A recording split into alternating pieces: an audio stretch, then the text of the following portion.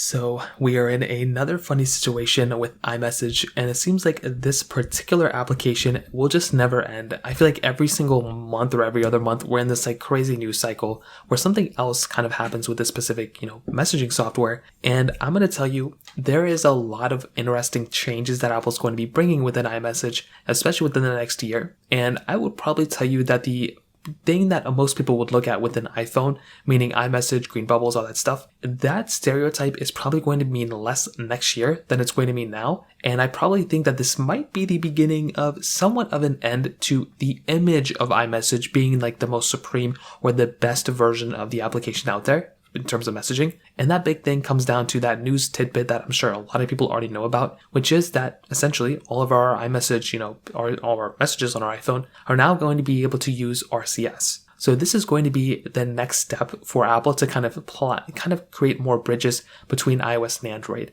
RCS is compatible with Android, and essentially it gives you a lot more, availability and features between an Android and an iPhone. So when you're messaging between an Android and iOS, within their stock messaging platforms, once it adopts RCS, you should be able to go ahead and see a lot more similarities between both things like read receipts, things like typing indicators, things like that across the board. So that's going to be very cool within an iMessage application and within Android, Google Messenger application, for example. However, there's going to be some differences here. I still think iMessage is going to be supreme, and those green bubbles are still going to be there. There's probably not going to be any changes within anything like that, but this is a step in the right direction, and I'm very happy Apple is making these types of changes because these things are not easy, but they have to make them, because if they don't, then they're going to be forced to and probably lose a bunch of money in the process. So that's a very, very important thing to keep in mind here. So personally for me, I think that in and of itself is a very cool thing. But the other problem I would say with iMessage right now is that if more and more people are looking at iMessage as somewhat of,